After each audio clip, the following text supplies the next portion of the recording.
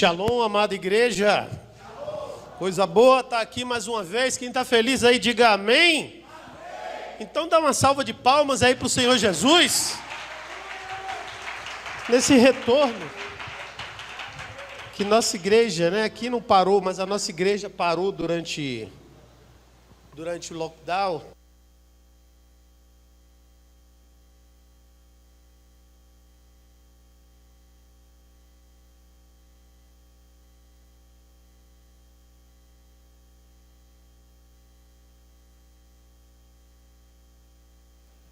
Nós temos feito cultos pela manhã, o que tem possibilitado, já pelo segundo domingo seguido, estar aqui celebrando com os irmãos, né?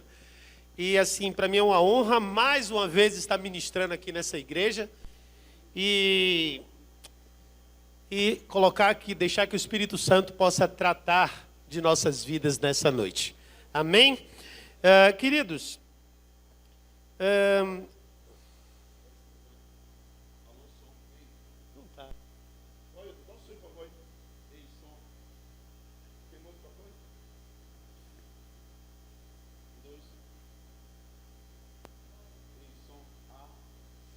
eu quero desconto no meu tempo, viu? Pode descontar, pastor. Glória a Deus, aleluia. Pois é, então hoje a gente passou o dia aqui com esse casal maravilhoso, com essa família maravilhosa, né? Que é o pastor Edilson e a pastora Mônica, mais seus filhos. Um almoço espetacular, não precisa nem falar, vocês já conhecem muito bem. O nível da recepção, o nível do acolhimento, o nível do amor, e também o nível da unção, que é o mais importante, né? Aqui nesse lugar, Deus, Ele tem privilegiado, não sei por que Ele escolheu esse lugar de forma tão especial para derramar um óleo tão diferenciado, algo tão poderoso, tão grandioso, que você, não vou dizer, vamos dizer, você é contaminado, contagiado com o que acontece aqui dentro. E não tem quem não possa sentir a doce presença do Espírito Santo em sua vida aqui nesse lugar. E não diferente de vocês, eu também sinto-me extremamente regozijado. Mas o que eu queria falar hoje é algo que ardeu em meu coração e vem ardendo durante algum tempo, que é uma palavra tanto para pessoas que estão conhecendo o Evangelho agora, quanto para pessoas que já têm ou já vêm há tempo no Evangelho. Porque eu acho que o desejo, a vontade, o sonho, o projeto de cada um de nós, um dia é estar com o nosso Deus na glória. É verdade? Eu acho que ninguém se converte para passar um tempo na igreja. Ninguém aceita Jesus para poder passar um período e daqui a pouco entrar na lista de desviados, ou entrar no processo de estar afastado, ou viver um momento passageiro na presença do Senhor e depois não saber como sustentar isso. Evidentemente que ser um cristão, ser um adorador do Senhor, é algo que a Bíblia ensina.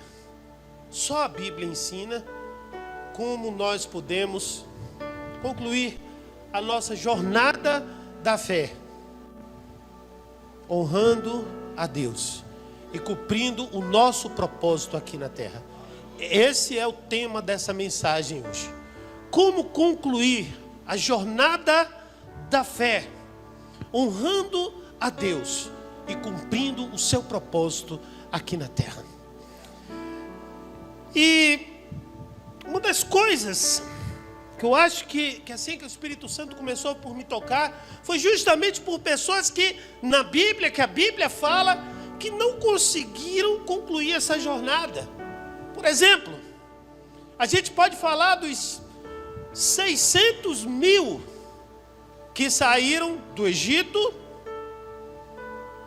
com o propósito de entrar na terra prometida, conduzidas por um homem de Deus, que tinha uma intimidade com Deus grandiosa como era Moisés.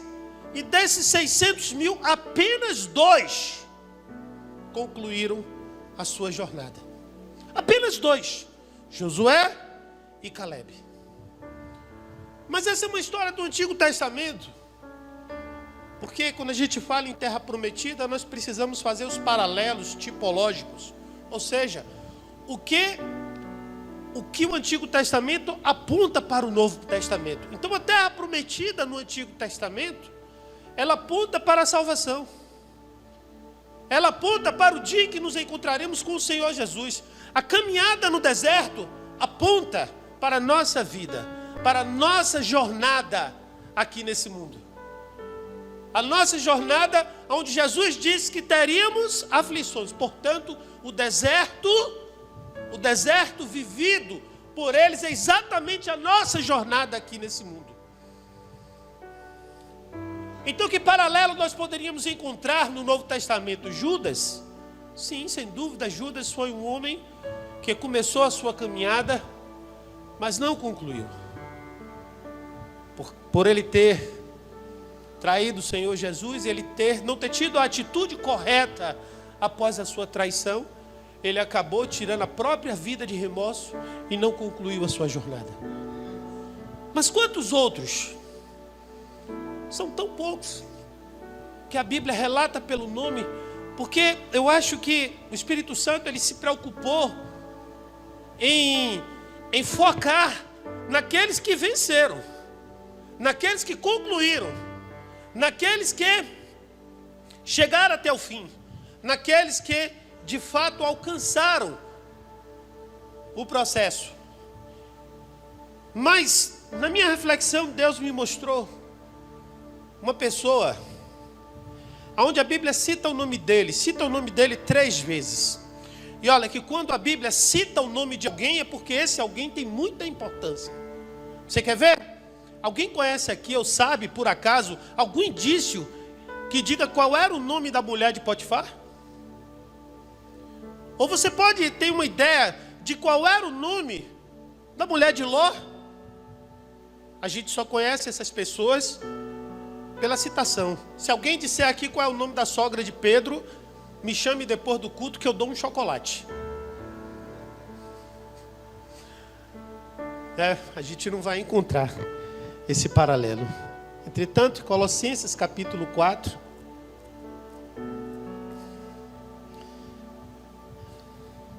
no versículo 14, são 3 versículos que nós vamos ler separadamente. Diz assim, vamos ler o 13 e o 14. Pois eu lhes dou testemunho de que tem grande zelo por vós, e pelos que estão em Laodiceia, e pelos que estão em Hierápolis. Saúda-vos Lucas, o médico amado, e Demas. Aí você vai para Filemon.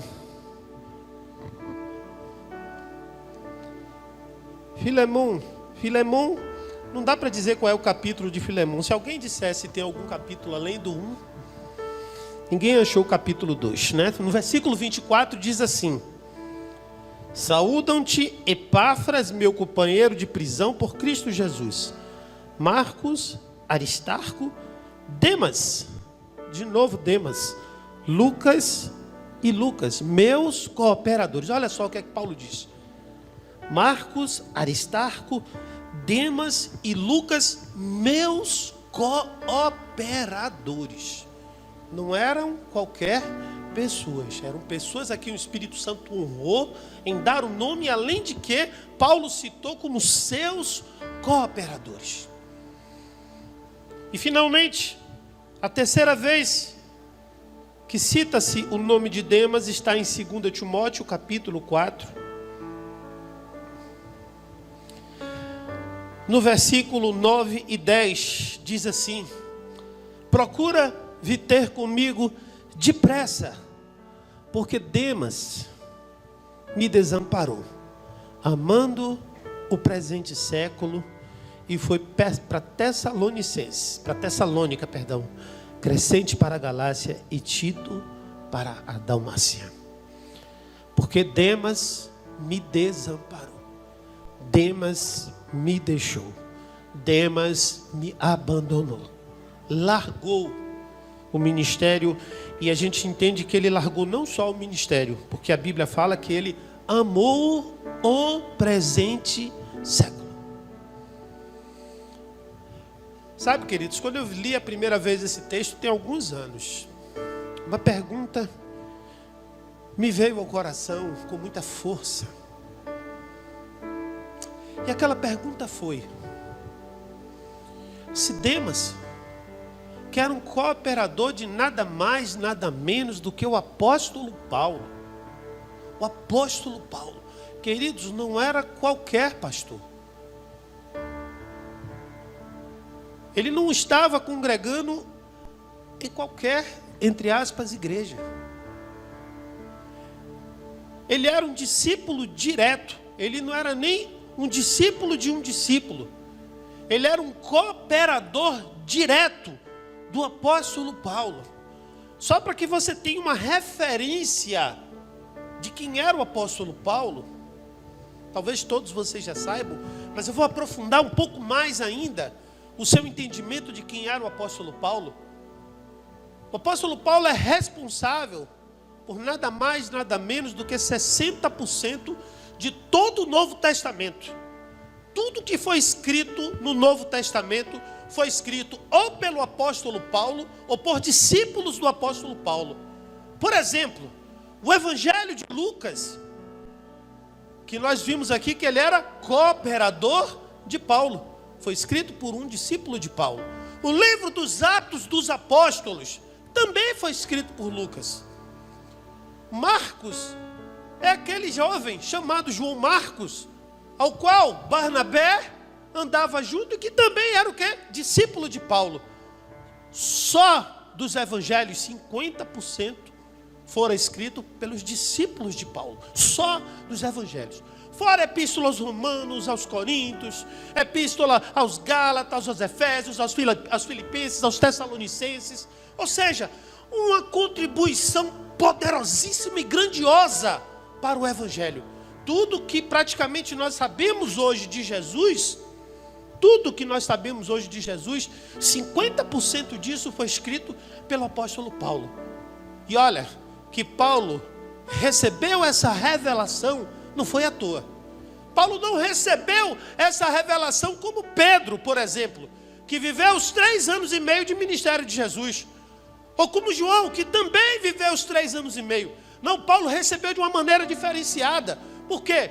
Porque Paulo não foi contemporâneo de Jesus em seu ministério. Paulo, quando recebeu Jesus, ele recebeu de uma forma inédita a qualquer outro discípulo. Ele recebeu por uma visão espiritual. Jesus já estava no céu, já estava sentado ao lado do Pai e desceu 2 vezes. 2 vezes, uma em Atos capítulo 9 e outra que ele relata em 1 Coríntios capítulo 15. 2 vezes apareceu para Paulo e contou, e relatou, e ministrou, e libertou, e salvou e converteu o apóstolo Paulo ao Evangelho. Esse homem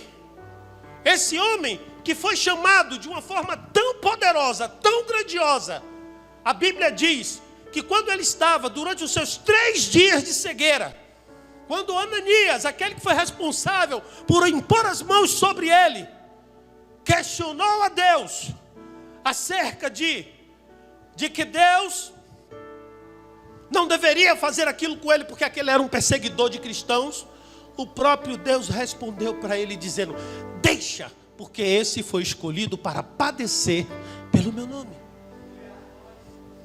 Então Demas, também conhecido por Demétrio, era o nome que João tratava, não era discípulo despreparado. Não era discípulo com pouca instrução. Não era um discípulo qualquer. Era um cooperador. Era como se fosse um 12 do pastor Edilson. Era alguém escolhido com honra. Era alguém escolhido com uma posição de honra, com uma posição de respeito, com uma posição de autoridade.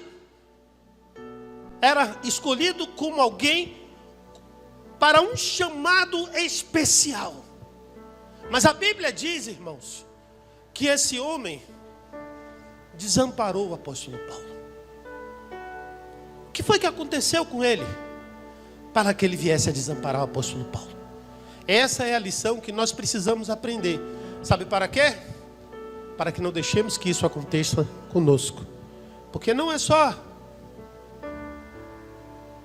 um membro, um discípulo especial abandonar, mas é qualquer pessoa que tem um chamado do Senhor Jesus. Saiba que você está aqui nessa noite porque o próprio Jesus chamou você. Você crê nisso? Diga amém.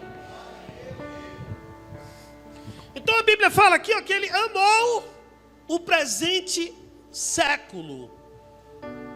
A razão que o apóstolo Paulo estabelece como sendo o motivo pelo qual ele largou tudo foi que ele amou o presente século. Interessante que ele utiliza o presente século. O presente século. O que é o presente século? Primeiro que a gente precisa entender que a palavra século na Bíblia ela se refere a mundo. Coisas seculares na Bíblia são chamadas, são tratadas, são analogamente comparadas com coisas do mundo. O que o apóstolo Paulo está dizendo é que o irmão Dimas, o seu cooperador Dimas, amou o mundo. Ele amou o mundo.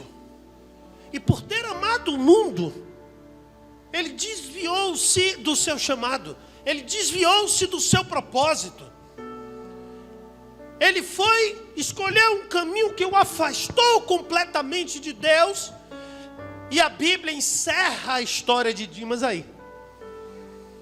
Porque a história dele com Deus se acaba aí. Todas as pessoas que amam mais ao mundo do que amam a Deus, elas encerram a sua história com Deus. Para que a gente possa compreender mais profundamente, vamos abrir 1 João, capítulo 2, versículo 15. E a gente agora vai ter uma visão mais completa, mais profunda do que é amar o mundo. O que significa amar o mundo de acordo com o que a Bíblia diz, que a Bíblia ensina.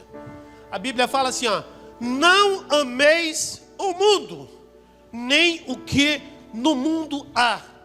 Se alguém ama o mundo, o amor do Pai não está nele. Dá para entender porque encerra aí a história de uma pessoa com Deus? Porque quem ama o mundo não tem o amor do Pai. Não tem o amor do Pai. Mas, queridos, eu vou para a igreja desde pequeno. Não quer dizer que eu sou crente desde pequeno. Meu avô era pastor e eu ia para a igreja, naturalmente. Meu avô, minha avó, tá?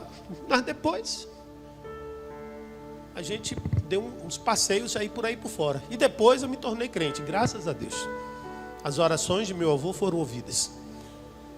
Meu avô, minha avó, meu tio, minha tia, muita gente. E eu sempre sentia uma carência nas pregações.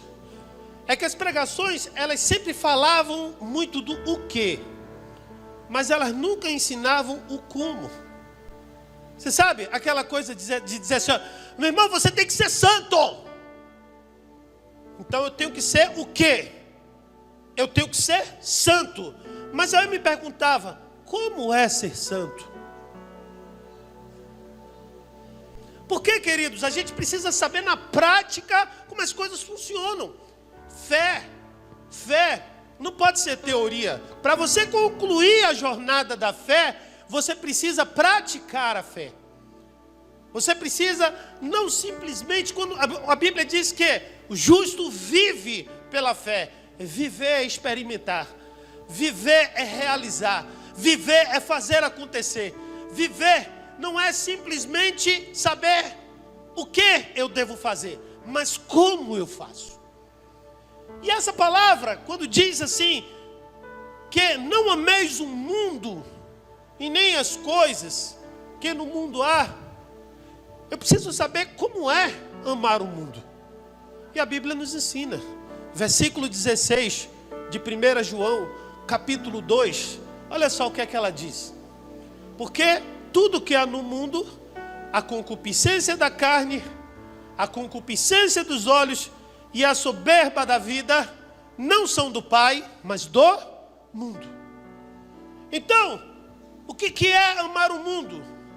É deixar com que a concupiscência da carne, a concupiscência dos olhos e a soberba da vida conduzam a minha vida.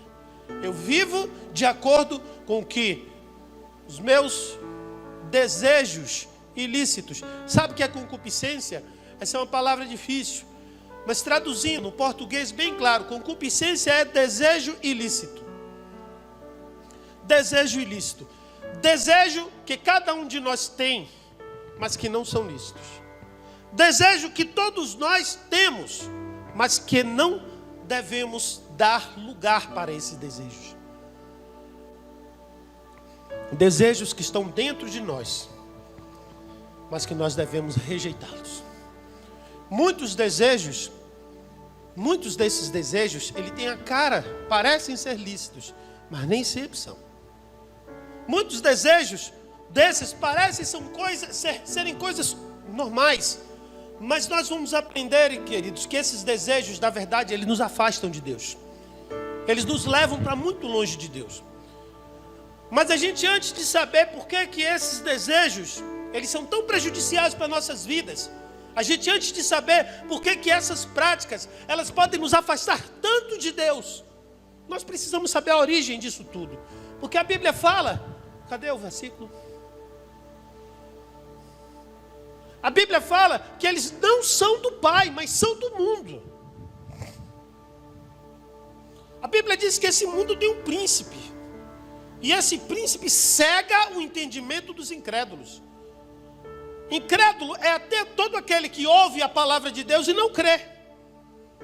Incrédulo é todo aquele que conhece a palavra de Deus e não pratica. Incrédulo é aquele que tem um estilo de vida que é contraditório com o da palavra. E aí, queridos, vamos marcar essas três coisas. Não tem como aparecer 12 versículos distantes um do outro aí na tela, não tem? Não tem como não, né? Então que pena, porque senão ia fazer um paralelo aqui. Mas a gente vai fazer esse paralelo mesmo assim. Eu quero que você abra aí Gênesis capítulo 3, no versículo 4. Então a serpente disse à mulher: certamente não morrerás. O nome desse sujeito aí, o apelido dele aí é serpente. O outro apelido que Paulo dá é príncipe deste século. Mas o nome dele verdadeiro é Satanás. O nome dele verdadeiro é Satanás. Tá certo? Então essa serpente chega para Eva e diz: certamente não morrerás. Todo mundo sabe que isso significa de onde vem essa palavra.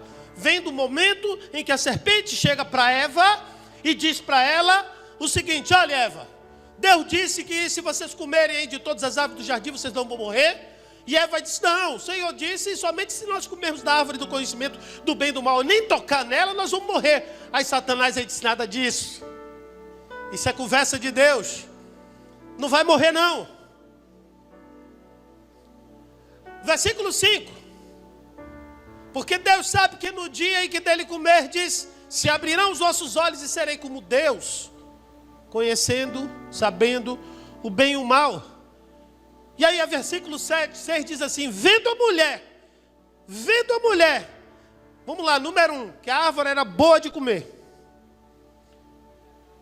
Segundo, agradável aos olhos. Terceiro, desejável para dar entendimento. Vamos fazer agora um paralelo com 1 João capítulo 2, versículo 16. Aqui está dizendo que a primeira coisa que a serpente diz, que Eva constata, é de que a árvore, ela era boa de comer. Queridos, eu tenho certeza absoluta que alguns irmãos, ou talvez todos, saibam que o homem ele é tricotômico. O que é tricotomia? Assim como Deus é 3 em 1, o homem também é 3 em 1. Deus é Pai, Filho e Espírito Santo. O homem é espírito, alma e corpo. Certo? Essa Bíblia deixa bem claro para a gente. A gente não vai aprofundar isso, mas no encontro a gente aprende, em outros lugares a gente vai aprendendo sobre essas coisas. Como espírito, alma e corpo, observe que sempre a ação do inimigo deve atingir essas três áreas. Observe a oração do Pai Nosso, por exemplo. A oração do Pai Nosso, Jesus diz: o pão nosso de cada dia, dai-nos hoje, alimenta o corpo. Perdoa as nossas dívidas, assim como nós perdoamos os nossos devedores. Alimenta a alma. E livra-nos, não nos deixes cair em tentação, mas livra-nos do mal. Alimenta o espírito. 3 áreas. Observe que quando Satanás tentou Jesus Cristo no deserto, foi: se és filho de Deus, transforma essas pedras em pães. Corpo. Se quando levou Jesus para o pináculo do monte, disse, do templo, e disse: se você lançar-te daqui embaixo, os anjos virão te buscar, porque está escrito que Deus dará ordem aos anjos a seu respeito. Alma, decisão, mente. E finalmente, se prostrardes aos meus pés, te darei todas as coisas. Adoração, espírito. Então todas as áreas que Satanás ele vai atuar na nossa vida sempre vão envolver espírito, alma e corpo. Espírito, alma e corpo. E quando você analisa esse texto, observe o que é que a Bíblia fala: que a árvore era boa para se comer. Lá em 1 João capítulo 2, verso 16, bota lá para a gente ver o primeiro ponto, para ver se ele não condiz, se não está de acordo. Ali está em contagem regressiva, Está certo aquele tempo? Misericórdia. Porque tudo que há no mundo, a concupiscência de quê? O desejo de quê? Você alimenta a carne com quê? Com comida. Então o fruto era bom de comer. Depois o quê? A concupiscência dos olhos. Os olhos, eles trazem a alma, muito bem. A alma, concupiscência dos olhos. Os olhos, eles trazem a autoestima, que tem a ver com o seu ser interior, com a sua alma, com seus desejos. E finalmente a soberba da vida. Soberba é aquilo que te afasta de Deus. O entendimento que a Bíblia fala no capítulo 3, lá voltando para Gênesis verso 6, é justamente essa rejeição de Deus. Rejeição de Deus. Então por que te afasta de Deus? O amor ao mundo, o amor ao presente século, ele estabelece um distanciamento entre você e Deus. Agora, amados, essa parte é a mais dura. A Bíblia, ela precisa ser entendida no nível mais profundo.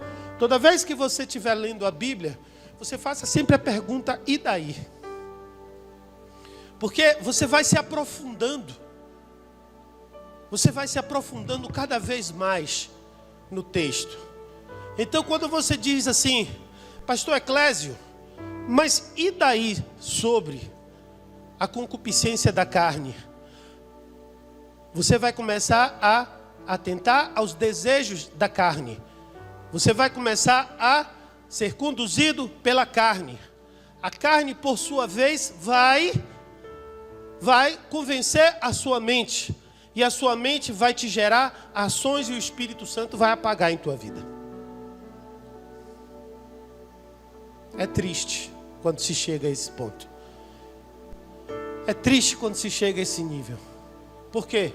Pessoas como Eva. A gente falou de Demas, né? Demas foi ministrado por Paulo. Mas Eva era ministrada por Adão. E Adão tinha contato direto com Deus.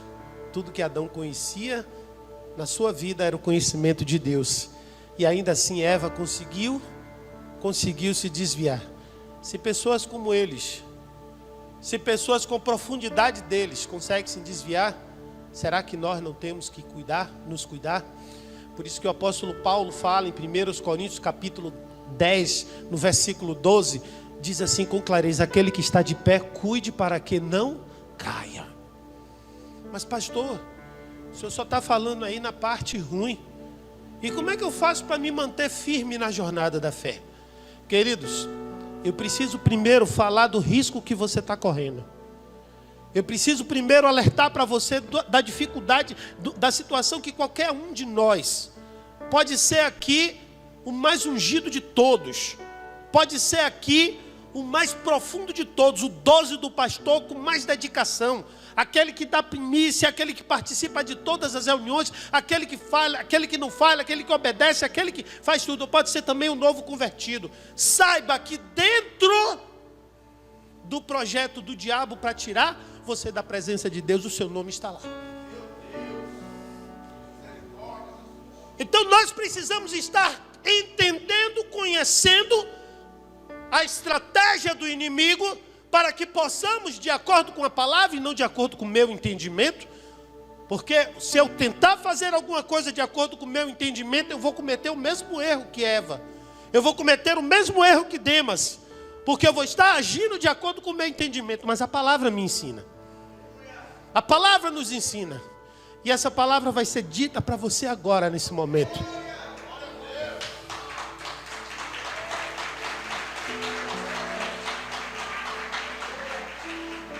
Essa palavra que vai ser ministrada agora no seu coração, faltando apenas 9 minutos. 10. 9 mais 10. Opa, melhorou. 19. É a palavra que, se você internalizar ela e colocar em prática, diga assim: eu não sou crente de banco, eu sou crente praticante. E eu pratico a palavra. Pode ter certeza que tem uma promessa tremenda nela.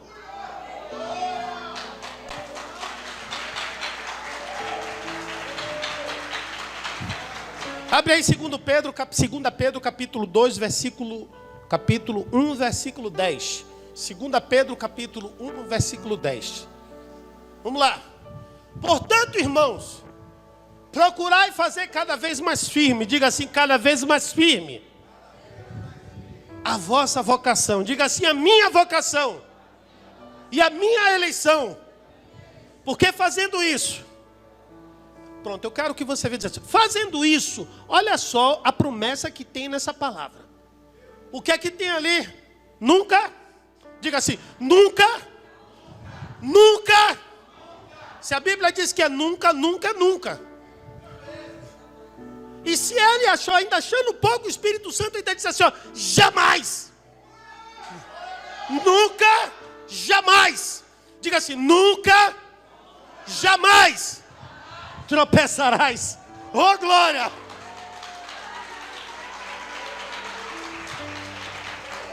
Agora deixa eu dissecar isso aqui. Eu quero saber quem é que não tem ministério aqui nessa noite, aqui nesse lugar. Quem não tem ministério, ou seja, não está fazendo nada na igreja ainda. Levante a mão assim. Não está fazendo nada. Cheguei agora, pastor. Né? Tem pouco tempo. Diga assim: ainda não. Está entendendo? Agora quem é que tem? Fala, levanta a mão assim. Ô, glória, muito bem. Então, olha só. A primeira recomendação que a Bíblia diz é o seguinte: para você que tem e para você que não tem, assim que você terminar o culto aqui, você diz assim: pastor, o que é que tem aí para eu fazer? Tá bom? Então ali, ó, primeira coisa, você que já tem e você que não tem, já vai começar nessa força. Procurar e fazer com firmeza. Diga assim: com firmeza. Quando ele fala com firmeza, queridos, ele está falando sem negligência. Quando ele fala com firmeza, ele está falando com todo o seu empenho. Quando ele fala com firmeza, ele está falando com todas as suas forças. Quando ele fala com firmeza, ele está falando com toda a sua dedicação. Quando ele fala com firmeza, ele está dizendo para você dar importância. Não é qualquer coisa. Você não está fazendo favor a Deus. Você não está fazendo favor a Jerezinho. Você não está fazendo favor ao pastor Edilson. Sabe por quê? Porque a Bíblia diz ali, ó, que você tem uma vocação. A palavra vocação traduzida para o português é vocare. Vocação vem de vocare, que também é traduzida por chamado. Diga assim, chamado. Então vocação é chamado. Diga assim, vocação é chamado. Agora veja só, se você está fazendo por vocação, por chamado, a Bíblia fala logo depois uma segunda palavra que é eleição. Você sabe o que significa eleição? Você foi escolhido para isso. Agora quem te escolheu? O pastor Edilson? Não. João 15:16.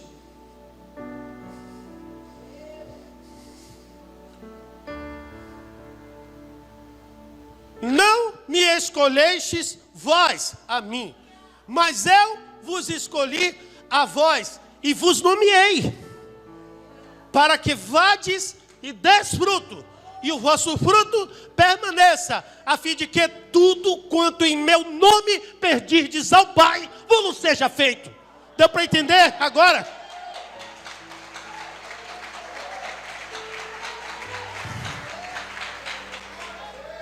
Quem quer ter moral com Deus? Diga amém. Olha aí, ó a fórmula aí. Para ter moral com Deus, você tem que fazer exatamente aquilo que Deus te escolheu para fazer. Você tem que fazer exatamente aquilo. Sabe por que exatamente, irmãos? Olha, se você é só um pregador, seja só um pregador, não queira ser pastor. Se você é só um levita, queira ser esse levita, não queira ser pastor. Se você é um administrador de finanças, administre as finanças, não queira outro lugar. Não importa o que você foi chamado, faça da melhor forma possível, porque aí, ó, Deus abre o coração dele para você.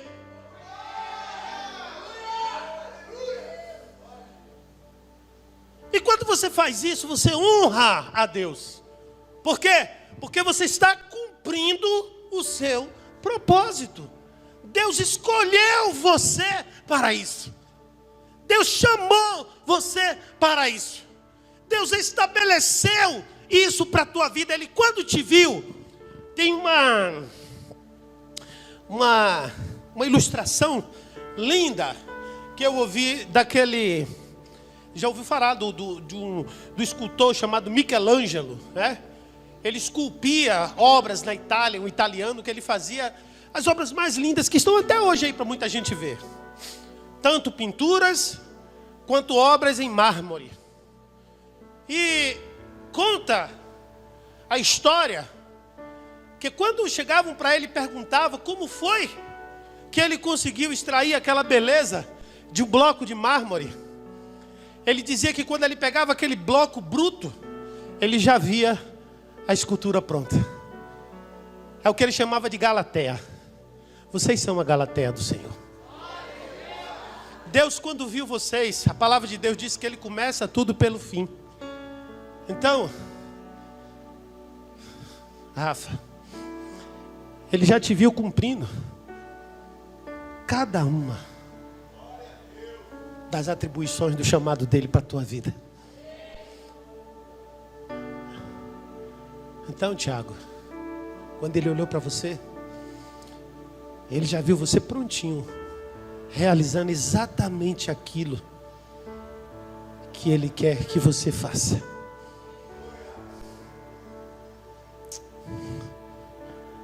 Então, Reinaldo,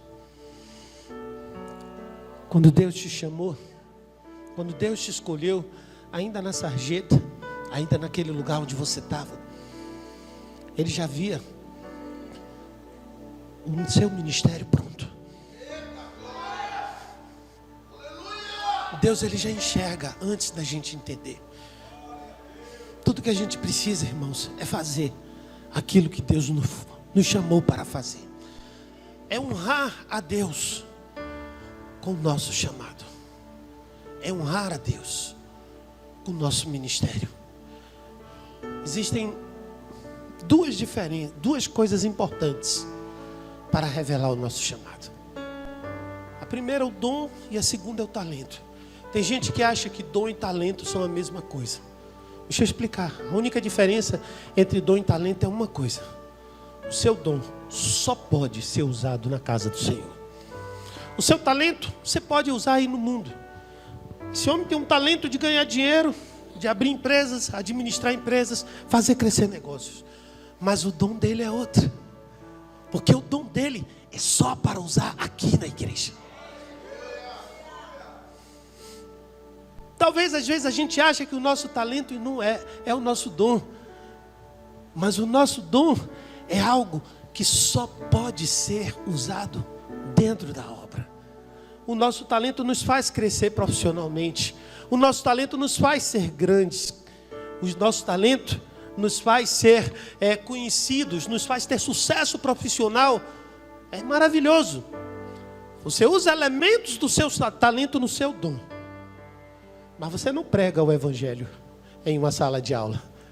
Você ensina. Você é um professor, você ensina. Mas se você tem um dom de ensinar, você pode ser muito bem um professor de capacitação de destino. E isso você só pode fazer dentro da igreja.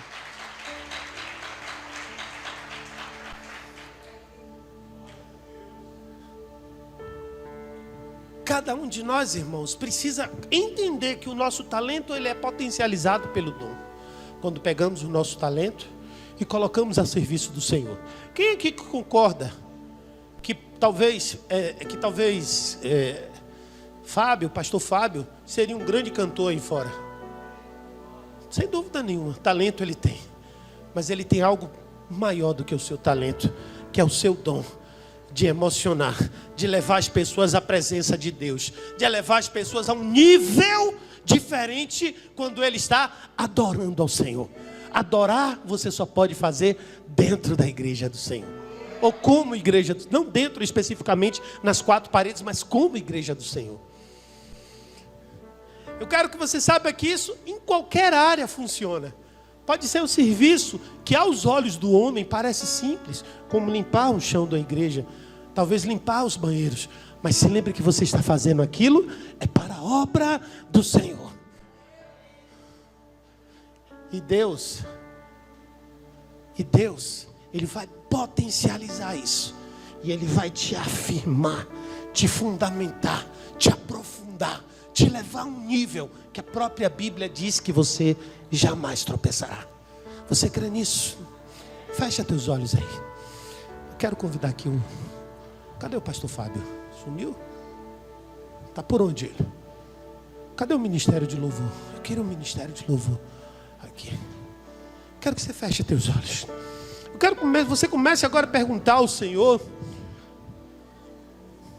qual é a sua vocação, qual é o seu chamado, não o seu talento. Não o seu talento. Porque Deus quer te levar além hoje. Deus quer te colocar hoje, ó, sabe aonde? No centro da vontade dEle, no nível diferenciado. Deus quer te colocar hoje no nível aonde você vai firmar-se de tal forma que jamais o diabo vai poder te arrancar. Deus quer te levar no caminho que o apóstolo Paulo seguiu.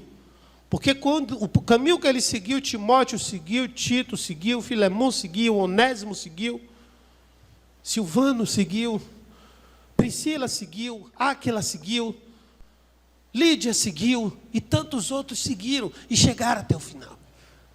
Demas ficou pelo meio do caminho, mas aqui não vai ter nenhum Demas. Aqui Deus hoje vai estabelecer na tua vida essa convicção. Fica de pé.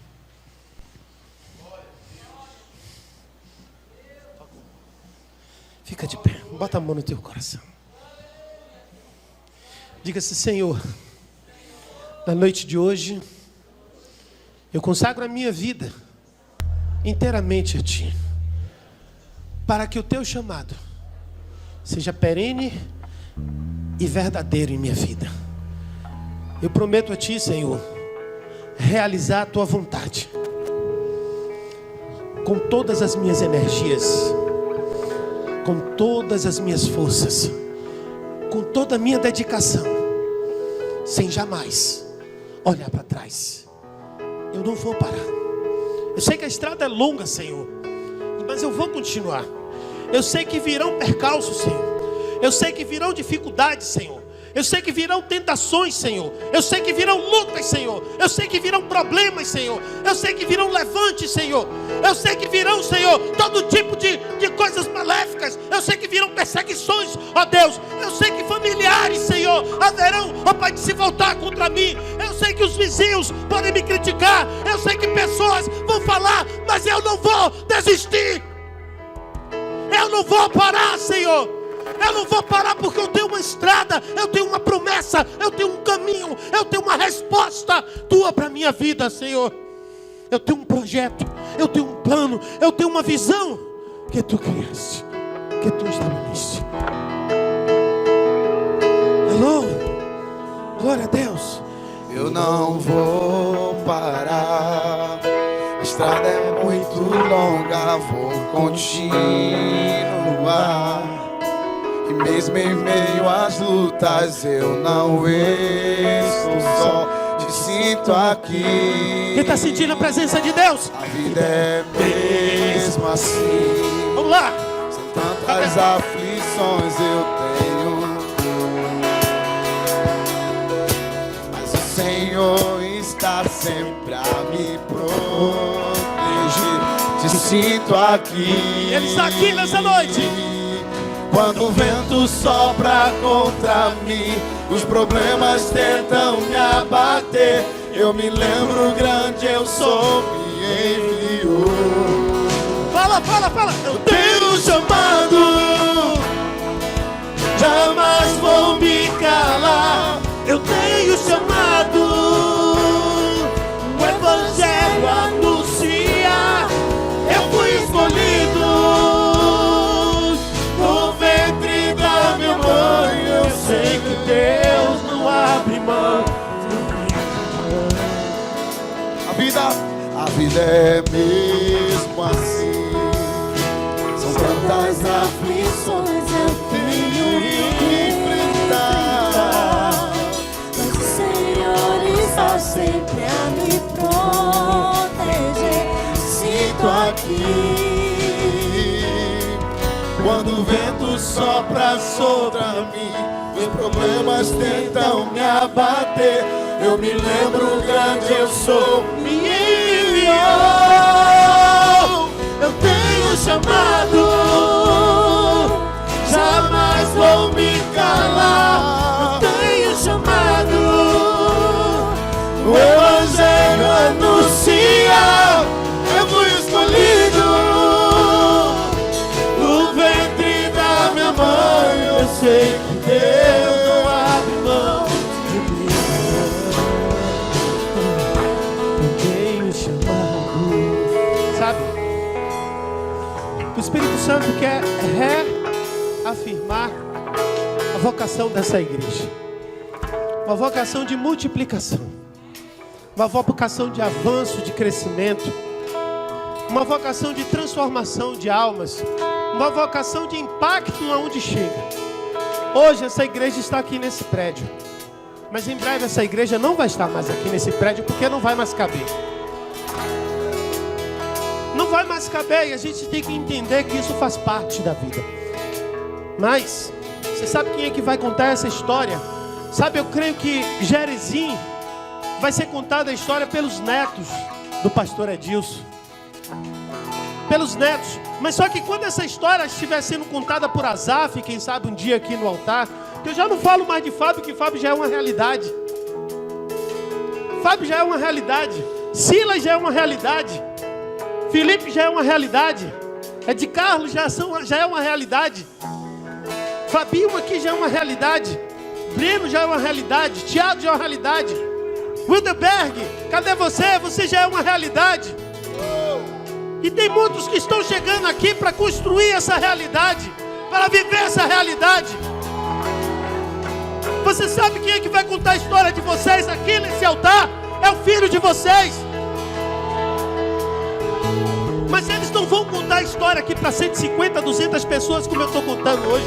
Eles vão contar a história para 1.500, 2.000, 3.000 pessoas.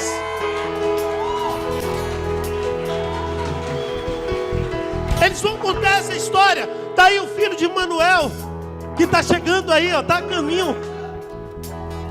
Cada um deles, o a filhinha de Fabinho também, que já está aí. Quem sabe ela vai estar aqui como hoje, Lumar.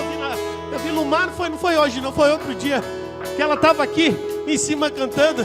Tem sua filhinha também, não é verdade? Que vai estar um dia cantando a sua. Cadê ele que estava aqui? Laurinha, que já está aqui dançando. Enquanto hoje é Jamile mais Rafaela que orienta as outras meninas, vai ser, sabe quem? É Emily, né? Emily no lugar orientando aqui Laurinha. Você está entendendo isso? Você sabe por quê? Porque Deus tem uma história para contar com essa igreja. O livro dos Atos da comunidade bíblica de Gerizim está sendo escrito. E esse livro desses Atos, o seu nome vai estar lá.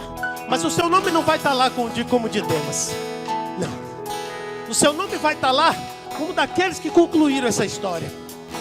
Como daqueles que deram prosseguimento a essa história. Como daqueles que fizeram com que essa história se prolongasse, se alongasse, crescesse, avançasse e transforme essa história numa grande história do Senhor. Um ato de um apóstolo é um ato de alguém que inicia movido por um chamado e faz com que aquele chamado impacte vidas. A sua vida foi impactada, mas existem muitas outras para serem impactadas. Mas para isso você precisa permanecer firme e fazer aquilo que o Senhor te chamou para chamar. Eu tenho chamado, jamais vou me calar. Eu tenho chamado, o Evangelho anuncia. Eu fui escolhido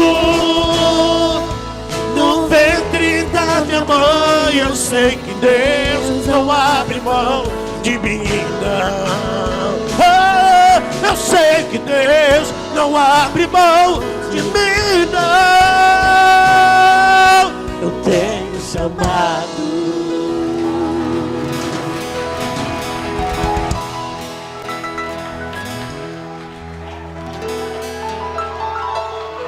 Celebre ao Senhor! Glória a Deus! Aleluia! Glória a Deus! Pastor Eclésia, abençoe sua vida. Que palavra poderosa!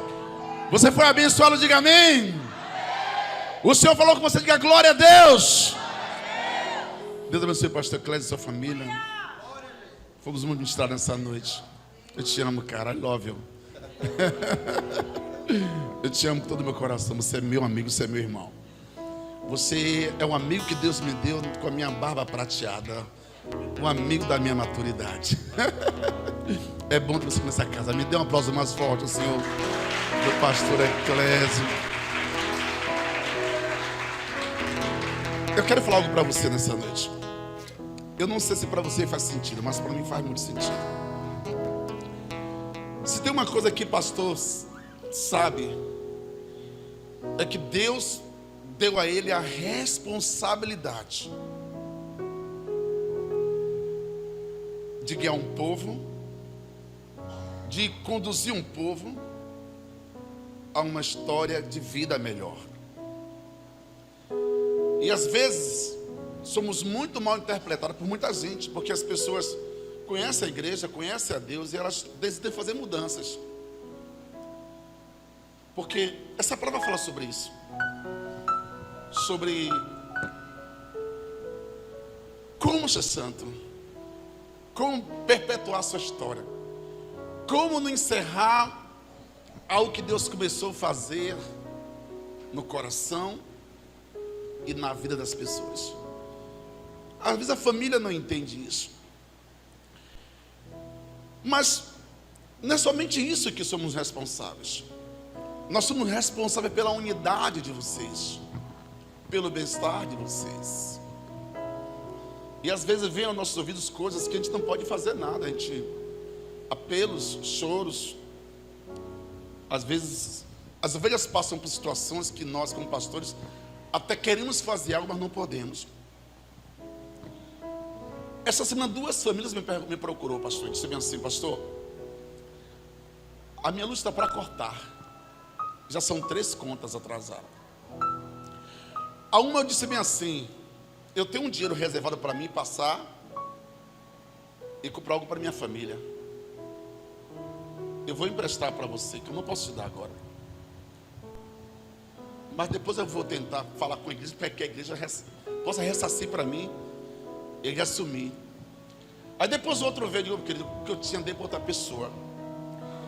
Mas vamos orar para que a Coelba segure até domingo. Mas a Coelba não segurou. Cortou a luz dessa pessoa. Ela me procurou triste. Eu digo: poxa, filho, eu confesso que eu não dei porque eu não tinha de verdade. Eu não tinha como te dar esse dinheiro, não tinha nas mãos mesmo. Tudo que eu posso fazer é oferecer minha casa para você dormir comigo, porque não vou deixar você dormir na sua casa sem energia, no calor, sem o ventilador, sem nada. E eu fui deitar no quarto muito triste, porque a gente fica triste com isso. A gente sabe que muitas pessoas perderam o emprego, muitas pessoas diminuíram suas rendas, mas eu sei que alguns Deus ainda tem dado um pouquinho a mais. Eu, por exemplo, hoje eu posso comprar uma pizza para mim, mas eu não vou comprar pizza hoje. Eu decidi: pastor, eu compro duas, vou comprar somente uma por senhor, mas para mim eu não vou comprar. Eu decidi hoje doar uma pizza minha. Eu compro todo domingo, eu compro duas pizzas para minha família, uma toda de calabresa para mim, mas eu não como toda, só como 2 pedaços. E uma mista para minha família, e o serrão fica aqui pelo meio aqui. Mas hoje eu decidi doar uma pizza minha para uma dessas famílias aliviar suas contas. Uma chegou a R$278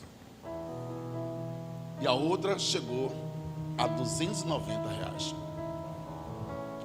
É um desafio. A minha pizza é R$35. Eu sacrifico ela aqui no altar agora.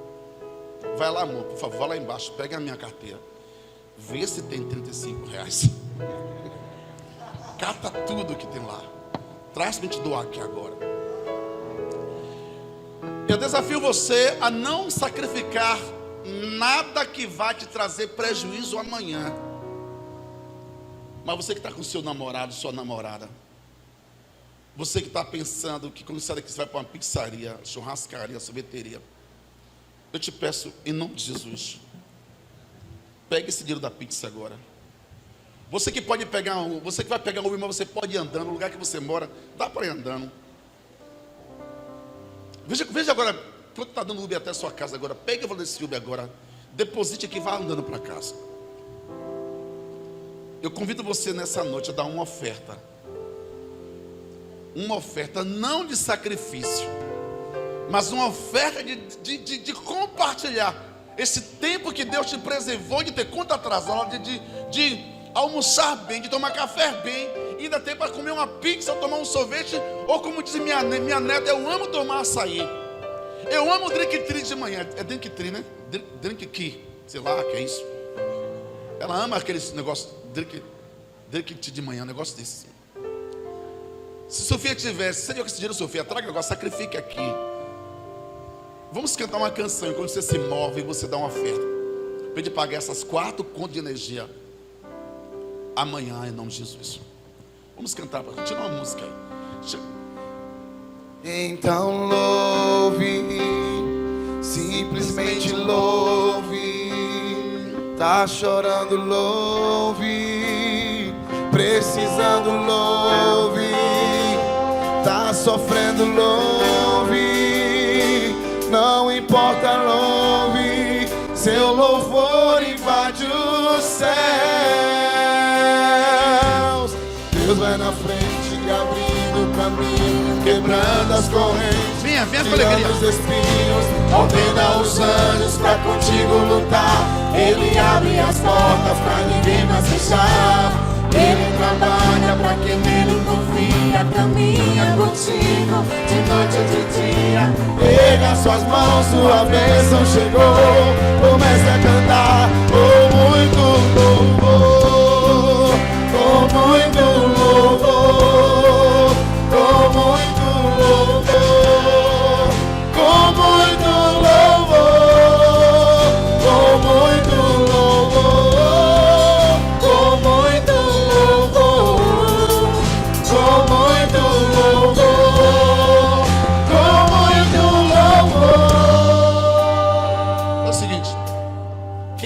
mais longe é que vai pegar Uber. Você vai colocar o dinheiro aqui agora. E eu vou orar para o pastor Fábio te levar em casa. Se ele não te levar, você vai ter que ir andando. Desafio você agora. Vê agora quanto é que está dando o seu Uber aí até casa. Coloca aqui a sua oferta aqui agora. Você também leva, Lucas? Já, gente. Calcula aí o Uber, quem mora longe aí. Hã? Se eu quero me levar quem mora longe vai pagar o Uber. Coloca o dinheiro aqui agora. Angelina, você mora lá de frente, Angelina. Oi? Já vai andando mesmo? Já vai andando. Ela já vai andando, irmãos. Ela já vai andando mesmo. Ninguém mais mora longe. Cadê a geração de quem mora lá de frente? Você já deu? Vai fazer um pix? Gente, coloca o pix aqui, porque quem... Coloca o pix aqui, coloca o pix aqui. Coloca o pix. 24 535 100 1000 contrário 80. Vou repetir. 24 535 100 1000 contrário 80. Amém? Faz um pix aí. Fala para mim o valor, porque eu vou te dar da conta da igreja, eu vou colocar para essas pessoas e vamos orar para que Lucas, seu Casé e o pastor Fábio levem você em casa. Amém? Vem cá, pastora Mônica. Vem cá, amor. Ela vai orar encerrando esse culto. E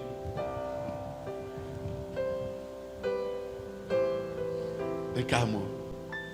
Ora, encerrando esse culto. Aleluia. Shalom, povo lindo. Glória a Deus.